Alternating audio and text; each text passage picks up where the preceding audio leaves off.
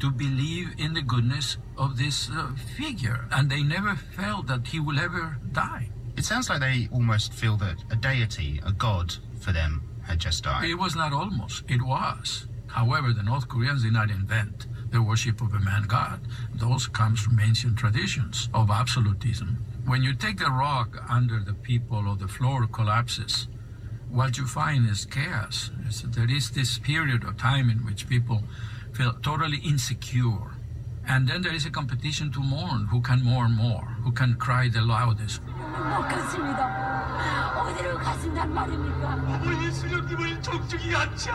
It was genuine, but it was a genuine theatricals also. The theatrics was there, I will not deny it. Why? Because people were accustomed to exaggerate things for the sake of protecting their status. Whether it is the livelihood, whether it is the food tomorrow, or their salary, or their position, they have to exaggerate their love, their loyalty, their agreement with the ideology, or whatever. You will hear this morning music with particular notes repeated over and over and over. Da-da-da-da, da-da-da-da, da-da-da-da-da. Which makes people, if they are somber, it makes it more sad.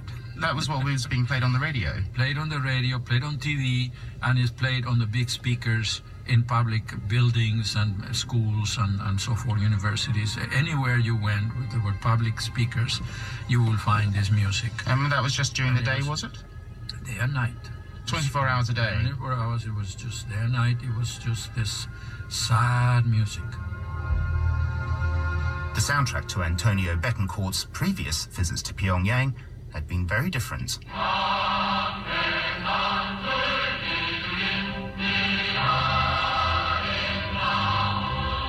For years, the Unification Church of Reverend Moon had been trying to encourage dialogue between Pyongyang on the one hand and Seoul and Washington, D.C. on the other. As part of that effort, Dr. Betancourte had met Kim Il-sung 5 times, their first encounter taking place at the so-called Great Leader's birthday celebrations in 1991. He had a very strong shake hand. It's like he wanted to make you feel, I'm your friend. That's quite a skill, isn't it? That's a political skill. Absolutely. It's what you find in messianic figures. Bad messiahs, good messiahs.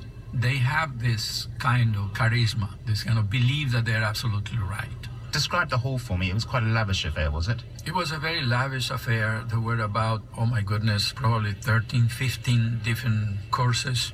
It was like being in the court of a king with very high etiquette. Did you build up any kind of rapport with him? What did you talk about? Did he joke? Kim Il-sung was basically what you call a Renaissance man, who could talk about anything. Such as? You could talk about the best philosophers, the best painters, and the best poets, from Pushkin, from Russia, or from Germany, from Europe. And then he could, if the conversation develops into, say, fishing, he could talk about fishing, and he would know what kind of fishes are in Alaska. Or he could talk about the Middle East, he could talk about the Quran, he could talk about religion, he could talk about Jesus, and so forth. He had such a deep psychological understanding of human nature that he knew the person who was in front of him. And he made you feel relaxed and comfortable? Yeah, a couple times he called me son. And just over 3 years later, Antonio was going back to Kim Il-sung's home, this time to view his body lying in state. The presidential palace, who became basically the mausoleum. The flowers, I don't know where they get so many flowers, but there were just millions of flowers, and the arrangements were absolutely stunning. And there's long corridors, and then you go the steps, and there's another corridor, and there's more steps.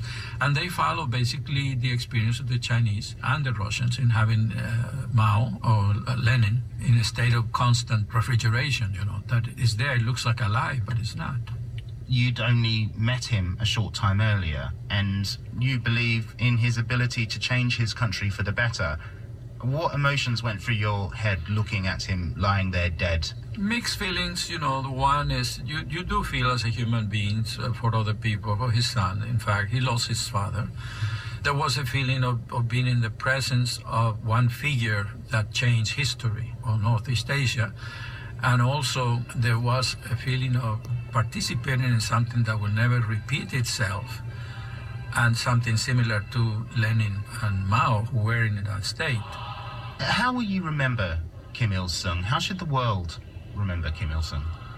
I consider him a man of the times, a man just like Lenin, just like Stalin, just like Ceausescu, just like Ho Chi Minh and Mao.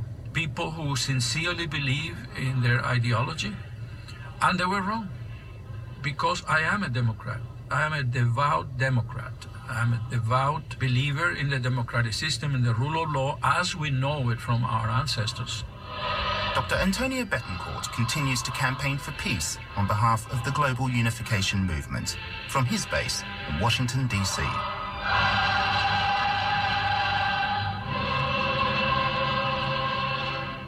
That was Paul Schuster, who spoke to Dr. Antonio Betancourte for Witness in 2014. We come into your home